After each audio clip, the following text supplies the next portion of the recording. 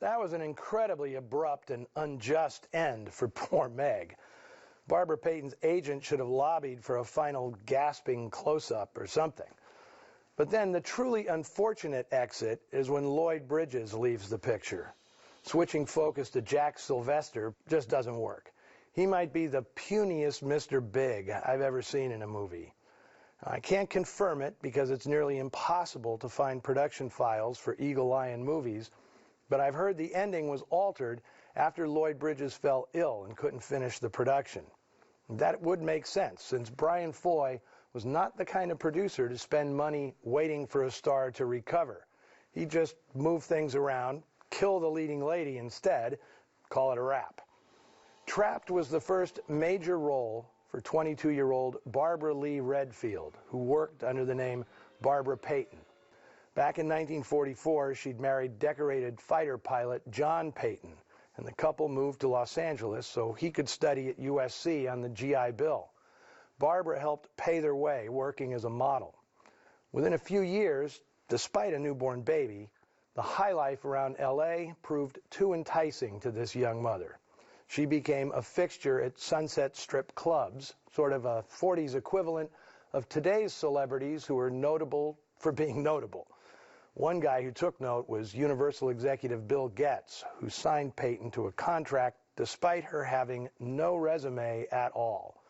She'd only played a couple of bit parts before Dick Fleischer cast her in Trapped. Her next picture was a huge step up, co-starring with Jimmy Cagney in the 1951 Warner Brothers thriller Kiss Tomorrow, Goodbye. And she is terrific in it, more than holding her own in the Virginia Mayo role in what was Cagney's follow-up to the popular White Heat. The star's brother, producer William Cagney, was so entranced with Payton, he paid her $5,000 a week. Insane money back then for somebody with only 3 film credits. But then, Barbara Payton was a fast worker.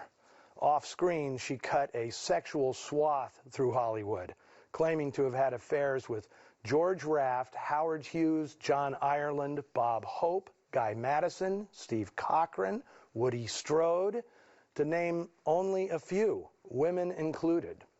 The one that stuck was Franchot Tone, to whom she was engaged in 1951. That didn't stop her, however, from carrying on a combustible affair with Tom Neal, the B-movie hunk who was Payton's voracious equal in sexual appetite. When Tone caught them together, Neal administered a beating that fractured Tone's skull and put him in a coma for 18 hours. Yet Tone forgave his beloved Barbara, and later the same year they were married in her hometown of Cloquet, Minnesota. But Payton couldn't lay off the clandestine cavorting with Tom Neal, and the following year Tone filed for divorce. From there, Payton and Neal plunged into a vortex of sex and booze that pretty much finished off their Hollywood careers. They did roadshow theater together, including a stage version of The Postman Always Rings Twice, selling tickets based entirely on their salacious notoriety. Now, Payton got only a few more film offers, mostly in England. The Flanagan Boy, made there in 1953, was retitled Bad Blonde for American audiences to exploit her infamy. Now, if you've been keeping track, all this happened within a 3-year span that included her making Bride of the Gorilla with Raymond Burr.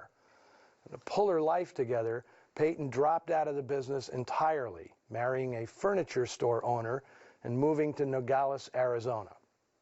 It didn't take.